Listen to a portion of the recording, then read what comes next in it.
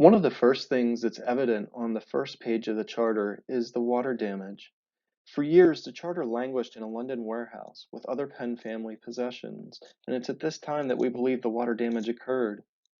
So if the charter was in London, how then did it come into the care of the Pennsylvania State Archives?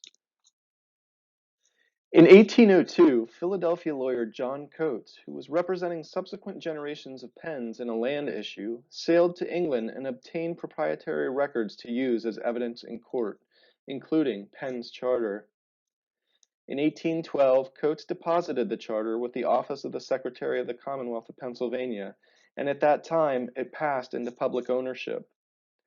The General Assembly of Pennsylvania in 1837 directed Secretary of the Commonwealth Thomas H. Burroughs to display the charter in his offices at the state capitol for the inspection of visitors. Presumably the charter was trimmed for framing, and it is believed that the silk cord to which the Great Seal of England was affixed was lost at this time. From 1837 through 1903, the charter likely remained on continuous display. In 1903, responsibility for the charter passed to the Division of Public Records, which was created as part of the State Library and is a predecessor to the Pennsylvania State Archives.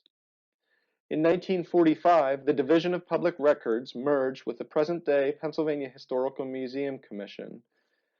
The charter at that time was placed in a small fire and theft-proof metal vault that could be opened for display purposes.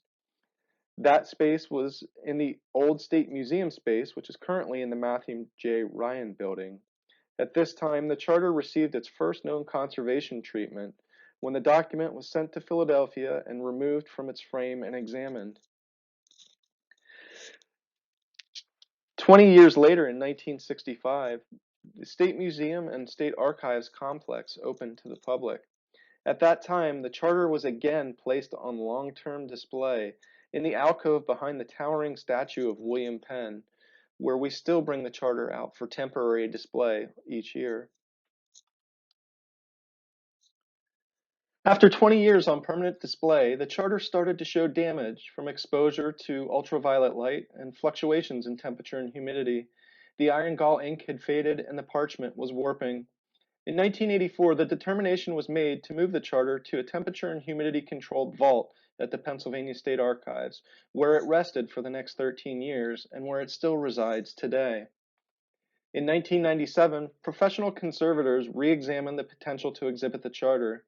At that time, they determined that permanent display was no longer feasible, though rare display under the strictest standards was.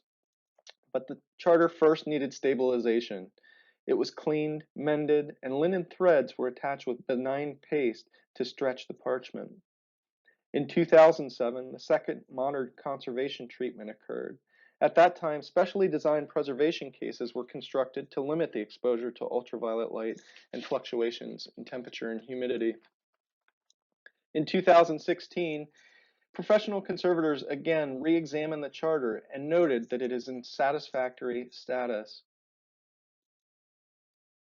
The charter is now only displayed for a short period in the beginning of March each year to celebrate Pennsylvania's birthday, which is March 4th, 1681, and while on display, the temperature, humidity, and light exposure are all closely monitored, and the charter's security preservation case limits exposure to ultraviolet light as well as fluctuations in humidity.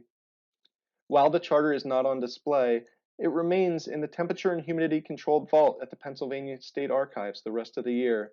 The vault maintains a 65-degree temperature and a 35% relative humidity year-round, as well as the charter being kept in darkness in the vault.